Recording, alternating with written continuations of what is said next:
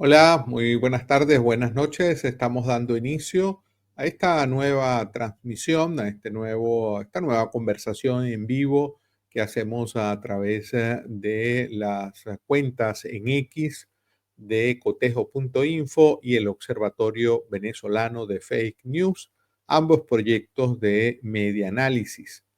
Vamos a seguir el día de hoy conversando sobre cómo se vive la desinformación en contextos autoritarios. Ya conversamos hace algunas semanas sobre un caso extremo, Corea del Norte, también muy alejado geográficamente de Venezuela y de América Latina. Hace poco conversamos sobre Cuba y el día de hoy vamos a conversar sobre cómo se vive esa desinformación en relación con el modelo autoritario de Daniel Ortega y Rosario Murillo que han impuesto en ese país centroamericano, en Nicaragua. Para el día de hoy nos va a acompañar Cindy Regidor. Ella es una periodista nicaragüense que siendo muy joven ya acumula 16 años de experiencia en prensa escrita, televisión y medios digitales. Cindy cuenta con una especialización en producción audiovisual y una maestría en medios de comunicación, estudios de paz y conflicto en la Universidad de La Paz, la Universidad para la Paz de las Naciones Unidas. Forma parte del equipo Confidencial y los programas audiovisuales esta noche y esta semana. Confidencial y estos proyectos audiovisuales están realizándose como muchos otros trabajos periodísticos desde el exilio, en este caso en Costa Rica, tras la persecución y criminalización de su director y el hostigamiento hacia el resto del equipo, así como la censura, el allanamiento ilegal e incluso la confiscación de las oficinas de Confidencial en dos ocasiones por parte del gobierno nicaragüense. Sobre este tema también vamos a hablar, está muy conectado con la desinformación. Cindy Regidor además dirige la cobertura sobre la migración nicaragüense en una sección que se llama Nicas Migrantes en el portal Confidencial. Este es un proyecto que fundó y que recibió el Premio de Impacto 2022 otorgado por el Departamento de Estados Unidos entre sus alumnos del programa de becarios profesionales. Hola Cindy, muy agradecido de tenerte este día, esta tarde, esta noche con nosotros. Hola Andrés, no, más bien muchísimas gracias por la invitación para hablar acerca de este tema y sobre lo que está pasando en Nicaragua. Cindy, vamos a comenzar primero por esto que marca tu perfil profesional como el de tantos periodistas nicaragüenses, es ese exilio masivo, forzado de decenas, centenares de periodistas nicaragüenses. ¿Hay una cifra sobre cuántos periodistas nicaragüenses están exiliados hoy? Sí, son aproximadamente unas 300 personas que trabajan para medios de comunicación independientes nicaragüenses y de esos 200 son periodistas como tal. Los demás son entre contadores, administradores, camarógrafos, productores, etcétera. Pero sí, estamos hablando de unas 300 personas aproximadamente que han venido saliendo en diferentes oleadas, por así decirlo, desde 2018 que empezó la crisis sociopolítica y se dio, digamos, la intensificación de la represión por parte del régimen Ortega Murillo hasta la fecha. La gran mayoría está aquí en Costa Rica, estamos operando los medios de comunicación independientes desde el exilio, reportando todavía sobre lo que ocurre en Nicaragua. Cada vez es más difícil. Podría decir que hoy en día no hay un solo periodista independiente que trabaje de forma libre, tranquila en Nicaragua, en todo caso únicamente de forma clandestina.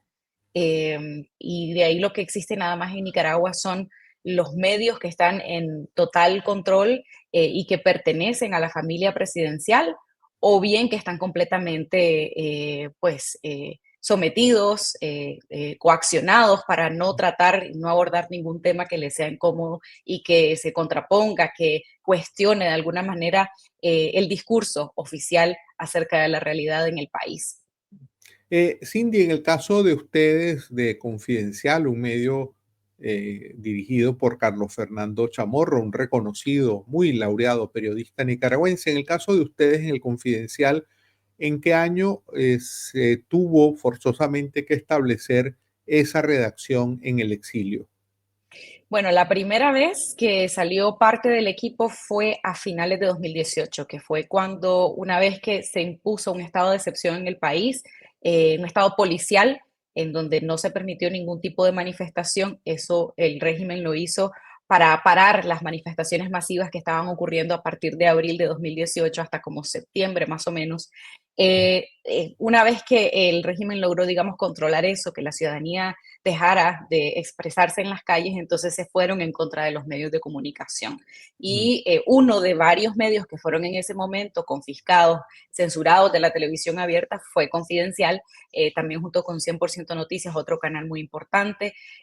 Bueno, posterior a esto siguieron ujú. varios otros medios, inclusive el diario La Prensa, que era el único medio de comunicación impreso que quedaba en Nicaragua. Ya no existen periódicos en Nicaragua hoy día. Eso fue la primera vez que Carlos Fernando tuvo que salir al exilio aquí en Costa Rica con una parte del equipo. Luego, previo a la elección de 2021, en donde el Ujú, régimen acabó por detener a todos los precandidatos y los aspirantes presidenciales, Carlos Fernando, previo a eso, regresó como una manera de decir, bueno, estamos aquí, vamos a reportar lo que va a suceder en esta jornada. Y nuevamente la oficina que había establecido en ese momento fue allanada y de forma ilegal.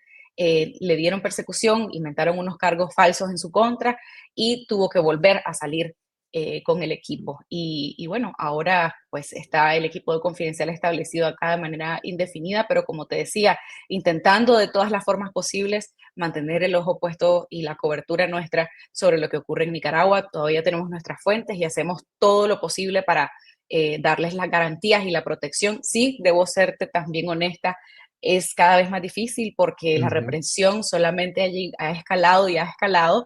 Se ha criminalizado el periodismo, pero también se ha criminalizado a la ciudadanía por emitir una opinión en redes sociales, por ofrecer una entrevista a un medio de comunicación. Ha acabado gente en la cárcel y eso, Mm. por supuesto, genera un clima de terror en donde, pues, eso, las fuentes cada vez se hacen menos y menos porque, pues, temen sufrir las represalias. Y poniéndonos en los zapatos de la ciudadanía nicaragüense, los nicas que siguen en Nicaragua, ¿cómo hace un ciudadano, una ciudadana normal y corriente para informarse? ¿Este acceso a las redes sociales es libre, está condicionado? Los medios, como el caso de ustedes, hacen una fuerte presencia de distribuir contenidos en redes sociales. ¿Cómo operan, digamos, no solo ustedes, sino qué está sucediendo con la ciudadanía? ¿Cómo la ciudadanía se informa en este contexto? Sí, la única manera en este momento de informarse acerca de la situación sociopolítica es a través de las redes sociales, a través de Internet. Hasta ahora no ha habido una medida para bloquear sitios, como ocurre en Venezuela, por ejemplo. Eso todavía no ha pasado, digo todavía porque lamentablemente estos regímenes autoritarios se intercambian estas tácticas entre sí. Lo hemos visto varias veces, pero hasta ahora sí, nosotros, la gente puede acceder a las redes sociales, a nuestro sitio web. Sí hay unas leyes represivas en cuanto a el tipo de información, la ley de ciberdelitos, por ejemplo, que castiga, como decía, a medios, a periodistas, a la ciudadanía. Hace poco pasaron otra ley en donde ellos se supone que van a tener un mayor control de los productores o los creadores de contenido en Nicaragua. Eh, y ahora, recientemente también se aprobó ya en primer debate una reforma a la constitución política en donde básicamente se elimina la parte de la constitución en donde se prohibía la censura previa y pues se obliga a los medios de comunicación a un escrutinio, digamos que oficializando y constitucionalizando lo que ya venían haciendo en la práctica. Pero bueno, en medio de ese panorama, pues la gente siempre está ávida de consumir medios de comunicación independientes para saber en realidad qué es lo que está pasando, sobre todo cuando tiene que ver con interioridades del régimen, las disputas o las pugnas de poder a lo interno del régimen, lo que está pasando en las instituciones públicas, por ejemplo, en donde los trabajadores están súper controlados, súper vigilados y súper obligados a un adoctrinamiento, a asistir a actividades partidarias, cuando tenemos información sobre cómo opera el régimen a lo interno, es donde todavía vemos como todavía un mayor flujo de personas Ujú, interesadas en saber cuándo destapamos casos de corrupción, ujú. cuando hablamos sobre la riqueza mala vida de la familia presidencial, por supuesto hay una audiencia que está pues ahí muy pendiente. Diría que hoy más discreta que antes, tal vez a partir de 2018, cuando había mucha efervescencia política y la gente estaba más envalentonada para criticar al gobierno y tal, pues mirabas eso como mucha más participación e interacción en redes sociales. Hoy hay una lectura, digamos, del contenido nuestro de una forma más discreta, por lo mismo que te digo, Mm. que sí, pues hay, digamos, como un ambiente de temor a lo interno del país. Pero la gente sí está leyendo y sí quiere saber lo que en realidad está pasando, porque pues hay en Nicaragua un discurso oficial completamente distorsionado, una realidad fachada, decía un periodista que logró entrar a Nicaragua, porque esa es otra cosa, periodistas corresponsales ni extranjeros ni nicaragüenses pueden entrar a Nicaragua para reportar sobre lo que está pasando. Y los pocos que lo han logrado, pues esto es lo que reportan, ¿no? Que hay una falsa sensación de normalidad, pero en realidad pues hay un control muy fuerte en todos los ámbitos de la vida nacional. Has mencionado en un par de ocasiones, Cindy, esas dificultades de ustedes trabajando desde el exilio, pero reportando lo que ocurre dentro de Nicaragua. ¿Cómo es esa dinámica periodística tuya de ustedes para poder informar lo que ocurre en un país en el que no están y un país donde además pues se ha perseguido insistentemente, consistentemente a la prensa independiente?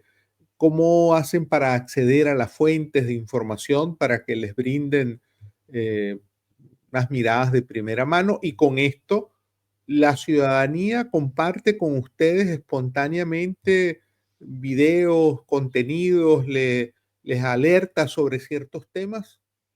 Sí, sí, sí, definitivamente. Yo creo que es clave que en este momento los medios independientes mantenemos nuestra credibilidad y eso hace que la ciudadanía nos busque para ofrecernos y filtrarnos información importante, útil, relevante. Sí, también debo decir, es difícil a veces poder comprobar ciertas cosas si no estás ahí. Eso sin duda es un reto para nosotros, pero mantenemos nuestras fuentes que están dentro de Nicaragua, que están reportándonos lo que está pasando. Hay muchas redes de información, no solamente desde los medios, sino también desde sociedad civil. Hay, por ejemplo, un organismo que se llama Urnas Abiertas y ellos tienen unas redes ciudadanas que son muy eficientes para activarse en momentos clave, como por ejemplo cuando hubo una, no sé, una votación municipal. Digo votación porque al final, pues, el 100% de las alcaldías fueron asignadas al partido de gobierno, o sea, a ese nivel estamos. Pero entonces estas redes lo que hacen es documentar y hacer periodismo ciudadano, o sea, buscar evidencias, de alguna forma hacer fotografías, hacer videos, hacer algún tipo de monitoreo que se pueda luego sistematizar para poder informar. De la misma manera, Confidencial y otros medios tenemos nuestras fuentes fidedignas también siempre estamos pendientes en redes sociales de cuestiones que podamos cotejar, que podamos corroborar. Los medios independientes también entre sí colaboramos de manera muy estrecha, sobre todo cuando son temas muy delicados, pero diría que sí, que lo fundamental es mantener la credibilidad y proteger esas fuentes que todavía quedan dentro de Nicaragua. Por supuesto, también a cómo está la cosa en Nicaragua, hoy día la mayoría de la oposición, la mayoría de defensores de derechos humanos están en el exilio, entonces Ujú. esas siguen siendo nuestras fuentes y esas son con las que más podemos contar porque ya estando fuera de Nicaragua están más seguros para poder darnos una entrevista y ellos a su vez tienen también, pues, por supuesto, sus fuentes. Mm. Se va construyendo como una suerte de un tejido donde dialoga esa Nicaragua que está afuera con la Nicaragua correcto. que sigue adentro, ¿no? Así es, así es. Justamente, ¿qué te digo? Por ejemplo, después que se anunciaron estas reformas a la Constitución, que por cierto, parte de la desinformación es este discurso que te digo, esta narrativa y esta retórica oficial que le llaman actualización de la Constitución, cuando es una barbarie y un disparate en donde, bueno, oficializan, por ejemplo, la figura del copresidente y la copresidenta para la pareja presidencial, entre otras cosas. Pero entonces en medio de esto pasa una oleada represiva y se Sí. llevan detenidos de forma arbitraria a una cantidad de gente en diferentes municipios del país. Inmediatamente estas son detenciones que son corroboradas por estas redes ciudadanas. Bueno, que eso que lo que hacen es confirmar. Aún así, tenemos subregistros, gente que prefiere no denunciar porque piensan que eso puede acarrearles mayores consecuencias a sus familiares detenidos. Eso es una nueva modalidad de represión también, en donde ya no solamente se va contra la persona que se considera que es una amenaza, digamos, en términos políticos para el régimen, sino que además contra la familia. Entonces, eso también ha provocado mucha censura por parte de las víctimas, pero sí, como ya lo decía, se ha creado un tejido que está ahí y que tiene que actuar con muchísima cautela porque sí es un régimen que no para, o sea que en realidad sube y sube la parada y eso crea, como te digo, pues una sensación de temor muy grande en la población, pero a pesar de ello, pues sí podemos decir que hay también la convicción de que lo que pasa en Nicaragua se tiene que saber y en este Ujú. momento las cosas están tan críticas que eso es lo único, digamos, que queda en cuanto, digamos, a no hay, digamos, una salida ni una negociación política, ni tiene, digamos, la oposición u otros actores alguna manera de eh, contrarrestar lo que el régimen hace. Entonces, lo que queda en este momento es la denuncia hacia afuera de lo que está pasando y también hacia adentro, porque la gente en Nicaragua muchas veces, pues eso, vive tal vez en medio de las noticias que produce el régimen, estas distracciones y este ruido. Ahora con las redes sociales es muy fácil también, qué sé yo, crear unas peleas de boxeo entre youtubers y creadores de contenido. Ese tipo de cosas la hace mucho también el régimen para distraer.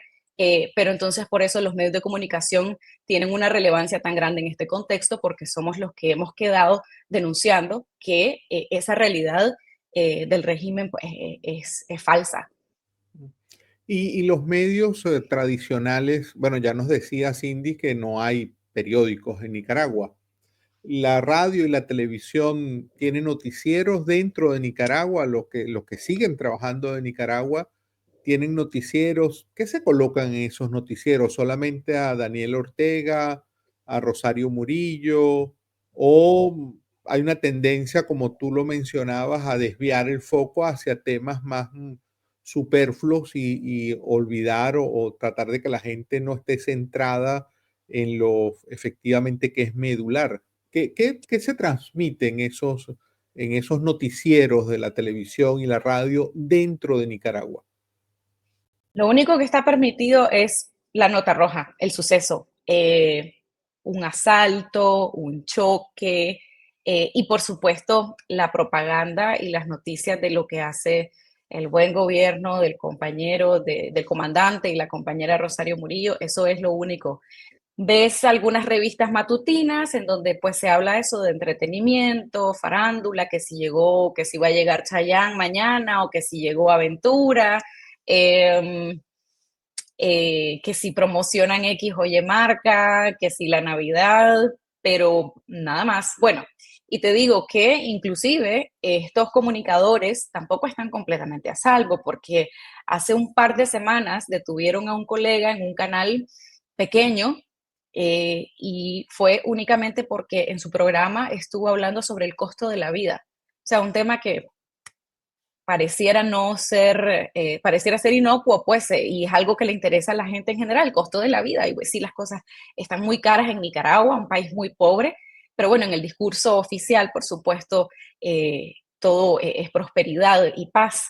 Y se lo llevaron detenido y no se sabe nada sobre él. O sea, es uno de dos colegas que están detenidos arbitrariamente y que además no, en una nueva modalidad el régimen no reconoce, no informa como del paradero de estas personas, o sea, están casi que en calidad de desaparición forzosa. Entonces, ni siquiera estas personas están a salvo. O sea, yo creo que inclusive la gente que se dedica a comunicar ese tipo de noticias y de información también tienen cierto temor de decir o hacer algo que pueda incomodar al régimen, porque sí se ha vuelto muy impredecible en ese sentido. Y hay un aparato de mediático estatal, digamos, o la mayoría de medios en Nicaragua son, digamos, privados, pero cooptados por el Ujú. régimen. ¿Cómo es ese modelo comunicacional en relación con la radio y televisión que siguen operando dentro de Nicaragua? Yo creería que tal vez una tercera parte únicamente queda, que es privada, que es de otros dueños que no son los Ortega Murillo. Los demás canales de televisión han sido adquiridos por ellos, poco a poco, en muchos casos con dinero de la cooperación venezolana que entró a las arcas del Estado, pero que ha sido manejado de forma discrecional por la familia. Y bueno, son canales de comunicación que, como te decía, lo único que ponen son telenovelas, deportes, estos noticieros de nota roja y las noticias que tienen que ver con el gobierno. Entonces, sí, yo diría que solo tal vez una tercera parte sería de, de origen privado. Cindy, has mencionado en un par de ocasiones el tema de esta reforma constitucional que se está promoviendo. Ahora nos aclara si es una reforma o es prácticamente aprobar una nueva constitución.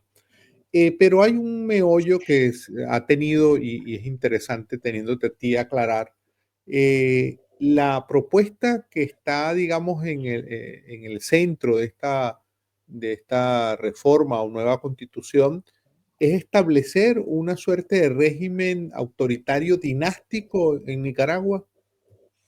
Pues yo diría que sí, es un modelo, bueno, primero que todo, inédito en la historia política moderna, en donde la presidencia de la República se establece a través de una copresidencia entre Daniel Ortega y Rosario Murillo, copresidente, copresidenta, y además ellos podrán elegir a sus vicepresidentes, no dicen ni siquiera cuántos.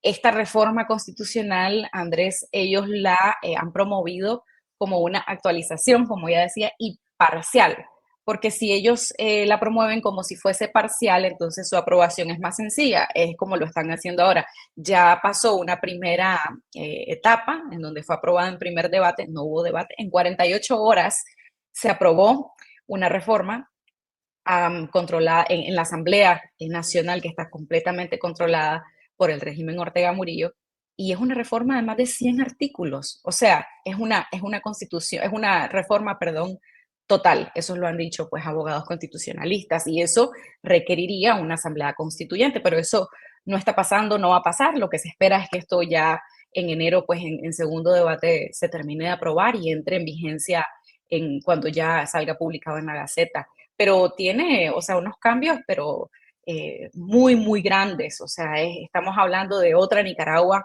bajo esta constitución en la que se establece estas copresidencias, se amplía el periodo presidencial de 5, ahora va a ser de 6 años, ya no hay independencia de poderes del Estado, únicamente se hace alusión a que va a haber una coordinación desde la presidencia y con los órganos, los demás órganos como el legislativo, el electoral, el judicial, se impone la bandera del Frente Sandinista, que es el partido de gobierno, como un símbolo patrio. Esto creo que ha sido algo que ha golpeado bastante a la población. En redes hemos visto bastante rechazo, pues porque es algo bastante fuerte que trastoca como la vida diaria.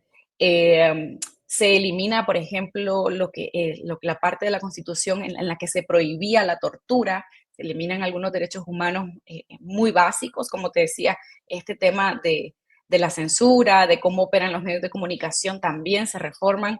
Ese es realmente, como te digo, pues de manera personal digo, es totalmente una barbarie lo que han hecho y aunque, como decía también ya, sí es como una oficialización de lo que ya venían haciendo, es decir, no sorprende en ese sentido, pues sí adquiere otra dimensión cuando ya lo ves que está pues plasmado en la Constitución. Está plasmado en la Constitución que en Nicaragua se permite la apatridia, que puede desnacionalizar a aquellas personas que el régimen considere traidores a la patria, por ejemplo. Ujú, ujú. ¿Para cuándo está previsto, Cindy, que tenga esa amplia reforma una segunda discusión, entre comillas, y aprobación ya para convertirse en ley? En enero de 2025, ya en cuestión de un par de meses. Volviendo al tema, perdón, antes de volver al tema comunicacional, informativo, en relación con el trasfondo de esa reforma constitucional, se ha especulado mucho, por lo menos varios medios internacionales lo han comentado, la posibilidad de que esta pareja presidencial, Daniel Ortega, Rosario Murillo, de alguna manera eleven o propongan o conviertan en un ungido presidencial alguno de sus hijos. ¿Eso es algo factible que se pueda establecer esa sucesión presidencial con las mismas miembros de la familia Ortega Murillo? Bueno, yo creo que sin duda ese es el plan de la familia, en particular de Daniel Ortega y Rosario Murillo, es mantener el poder dentro de la familia y ellos han proyectado a algunos de sus hijos, sobre todo a Laureano Ortega Murillo, dentro de las funciones del gobierno. Él, por ejemplo, funge como un asesor en temas que tienen que ver con China y con Rusia, la relación entre los gobiernos. Entonces ha tenido ahí como un papel destacado y bueno, es el que se perfila tal vez como posible sucesor. Está en los planes de ellos, pero que se vaya a ejecutar es lo que se pone en duda. Y esto es lo que decía el hermano de Daniel Ortega y el fundador del ejército de Nicaragua, Humberto Ortega. Y falleció recientemente y falleció como preso político de su hermano y de su cuñada.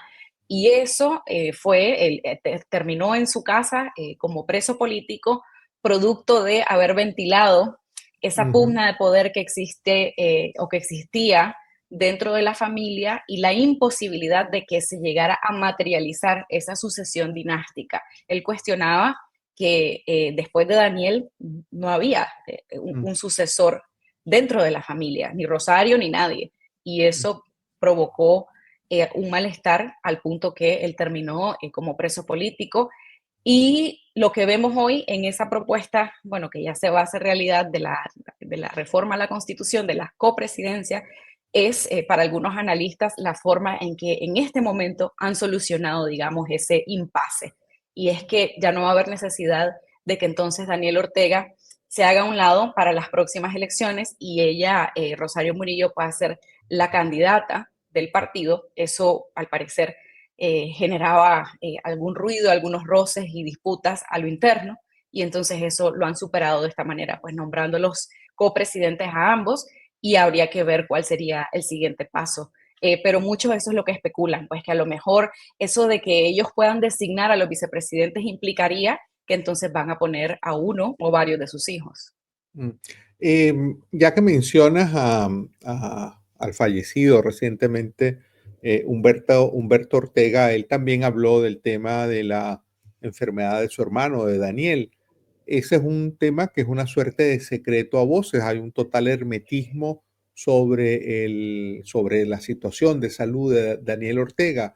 ¿Dentro de Nicaragua se conoce que él padezca algún tipo de enfermedad o eso se mantiene como una suerte de secreto de Estado?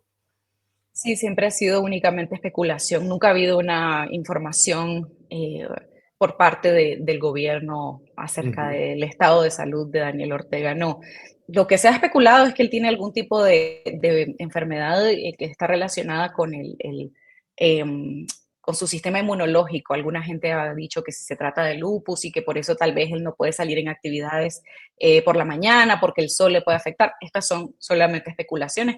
Pero bueno, sí es cierto que tanto Daniel Ortega como Rosario Murillo son personas de la tercera edad, entonces pues sí, obviamente hay el factor de la carrera contra el tiempo que puedan tener para saber de qué manera pues puede perdurar este régimen que han impuesto en Nicaragua. mm. Por acá tengo una pregunta que nos hace el periodista Miguel Valladares. Él se pregunta, ya que mencionabas que, bueno, aún con muchas dificultades, había algunos casos de periodistas independientes dentro de Nicaragua. Él se pregunta, ¿esos periodistas están dentro de Nicaragua? ¿Qué tipo de presiones, amenazas reciben si siguen dentro de Nicaragua?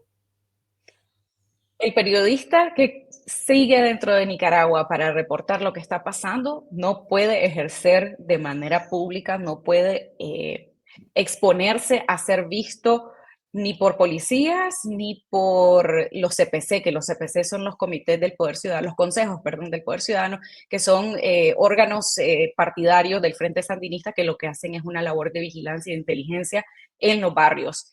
Ujú, Entonces, tienen que hacer una labor absolutamente clandestina. Si van a salir a hacer algún tipo de reporteo in situ, tiene que ser con la mayor discreción posible.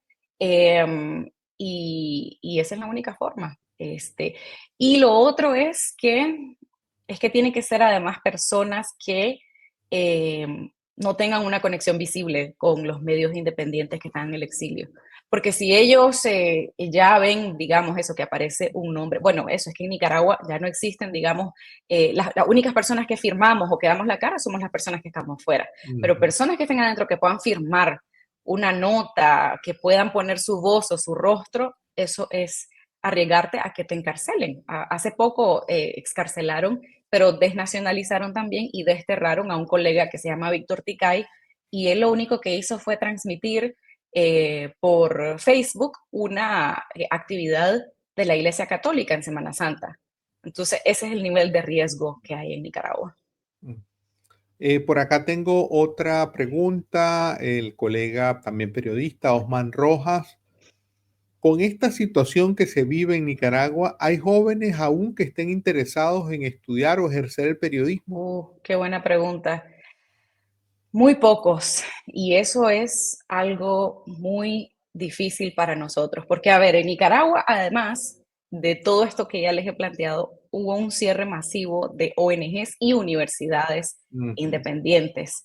Son como 5.000 ONGs ya y como 37 universidades privadas que fueron confiscadas por el gobierno, entre ellas la Universidad Centroamericana, que era como una de las más importantes que tenía la carrera de periodismo. Entonces, hoy día habrá algunos jóvenes que están estudiando comunicación, pero que definitivamente no creo que estén interesados en arriesgarse y que prefieren, bueno, además que hay toda esta tendencia de quiero estudiar comunicación, pero para ser TikToker, para ser YouTuber, para ser creador de contenido en redes y que me paguen por anunciar y para ser patrocinado por marcas, o sea, hacer contenido comercial y entretenimiento, etcétera. No que tenga que ver con el periodismo como tal.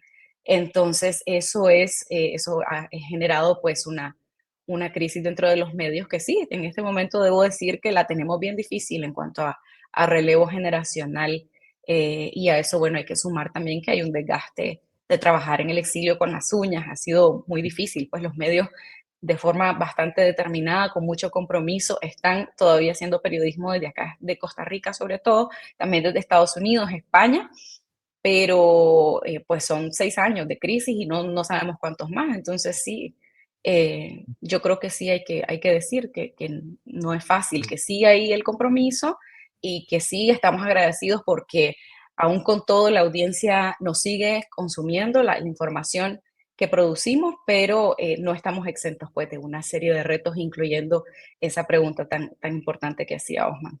mm. Por acá Mardi Castillo, ella pregunta, volviendo al tema de la posibilidad de una sucesión dinástica en Nicaragua, ella pregunta, ¿existen corrientes internas dentro del propio oficialismo que estén a favor de una transición política o de relevar a la pareja Ortega Murillo por otro liderazgo, pero digamos dentro del propio sandinismo?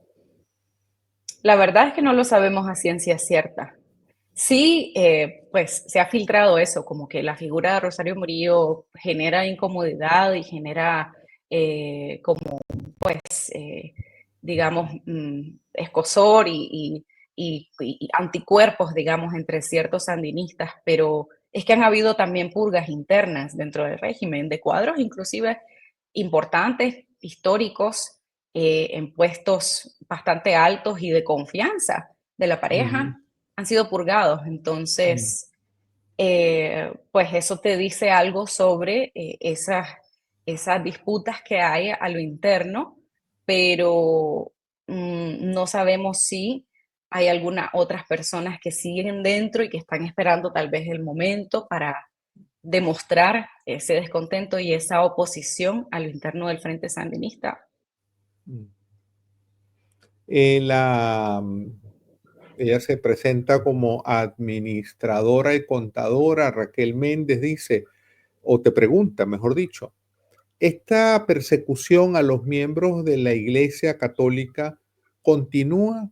¿Y por qué se les persigue? ¿Por qué se persigue a la Iglesia Católica en Nicaragua? Sí, sí, continúa. De hecho, hace 2 o 3 semanas, desterraron a otro obispo. Este es el tercer obispo que destierran, era además el presidente de la Conferencia Episcopal de Nicaragua, monseñor Carlos Herrera.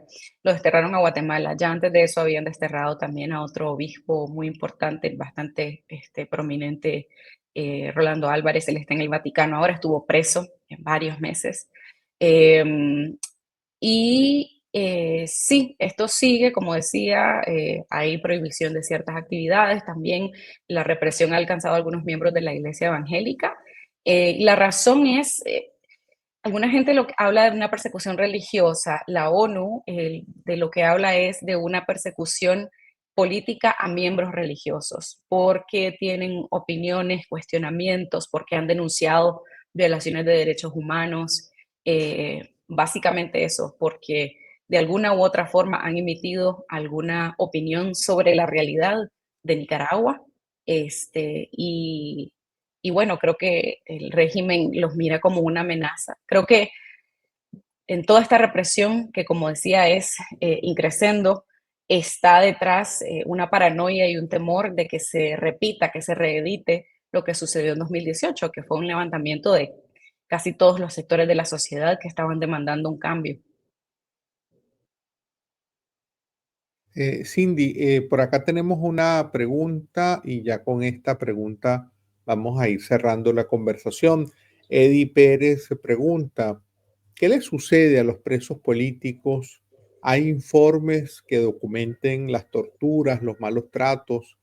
Y a los familiares de los defensores de derechos humanos, ¿qué les pasa? Ella hace un comentario. ¿Es similar esa represión en Nicaragua a la represión en Venezuela? Bueno, no sabemos si tú tienes punto de comparación en este tema, pero en todo caso, Eddie Pérez lo deja como un tema. Mm. Sí, bueno, sí, no me atrevería tal vez a comparar, no conozco a profundidad cómo funciona el tema de las detenciones arbitrarias en Venezuela. Sí sé que están relacionadas con el hecho de manifestarse públicamente en contra del régimen, eso es así, y las detenciones son arbitrarias en Nicaragua, en Venezuela, sin duda. En Nicaragua se ha documentado y la ONU lo ha hecho también, la Comisión Interamericana de Derechos Humanos han hecho muchísimos informes donde hablan sobre tortura, sobre violaciones de derechos humanos a los presos políticos, que inclusive señalan podrían ser considerados crímenes de lesa humanidad. Incluso aquí en Costa Rica, me acuerdo, se celebró hace varios años un informe, un tribunal en donde se documentaba el tema de la violencia sexual como método de tortura entre algunos manifestantes en 2018 que fueron detenidos por las autoridades. Es una situación muy seria y como diga, pues hasta ahora incluso hablamos de detenciones de personas que no sabemos con claridad o el Estado no ha querido pues informar a sus familiares, o sea, sus familiares no han podido ver a sus seres queridos ni siquiera y solo se presume pues que están detenidos por las autoridades. Entonces, es una situación bastante crítica también. Cindy, ya para cerrar, en todo este contexto tan adverso, tan complicado, tan complejo, que incluso te tiene a ti ahora como periodista viviendo exiliada en otro país y viendo cómo también tantos colegas tuyos han tenido que forzosamente salir de Nicaragua. ¿Has pensado en algún momento dejar el periodismo? Pues la verdad sí. Eh, pues es difícil. Pues creo que hay un compromiso muy grande, como decía, de seguir denunciando lo que ocurre en Nicaragua, pero por supuesto que también hay riesgos, ¿no? O sea, inclusive también el gobierno ahora ha impuesto y establecido unas leyes para poder desnacionalizar, por ejemplo, a personas, aunque estén fuera de Nicaragua, este tipo de cosas. Entonces, no te voy a negar, o sea, es que sí produce, digamos, un efecto, pero pues al mismo tiempo entendemos que hay un deber para con la ciudadanía, para con las víctimas sobre todo, y yo creo que sí lo que se necesita es mantener el respaldo de la ciudadanía, aunque sea, como decía, de una manera más silenciosa, más cautelosa, y de la comunidad internacional, que lamentablemente pues a veces olvida los casos de países como los nuestros, o bueno, pues tiene que atender a casos o cuestiones más urgentes, pero em, pues ese respaldo que podemos tener es muy importante también para poder seguir. Bueno, Cindy, desde aquí, desde Medianálisis, desde el Observatorio de Fake News, desde cotejo.info, te enviamos un cálido, un fuerte abrazo, muchos saludos y también te enviamos nuestra más sincero agradecimiento y ánimo y fortaleza en este tiempo tan duro, pues que les ha tocado a ti como símbolo, como representante, pues de una cantidad importantísima de periodistas nicaragüenses que como tú, pues siguen haciendo su trabajo desde fuera de Nicaragua, pero teniendo un compromiso muy fuerte con lo que ocurre dentro de su país. Te agradecemos mucho por haber participado en esta conversación el día de hoy. Gracias, Andrés, no, gracias a vos, y en especial por esa solidaridad que también es muy importante, esa solidaridad entre nosotros, los medios independientes en países con situaciones bastante adversas para la prensa y, bueno, en general para los derechos humanos. Así que gracias. Bueno, y a todas y todos quienes nos acompañaron en esta transmisión, estuvimos transmitiendo por X, por las cuentas de cotejo.info y el Observatorio Venezolano de Fake News. Les invito a que estén atentos. Próximamente seguiremos conversando en esta línea que hemos abierto ya en esta etapa final del 2024 sobre qué ocurre, cómo transcurre esa desinformación en países que están bajo regímenes autoritarios. Hasta una próxima oportunidad.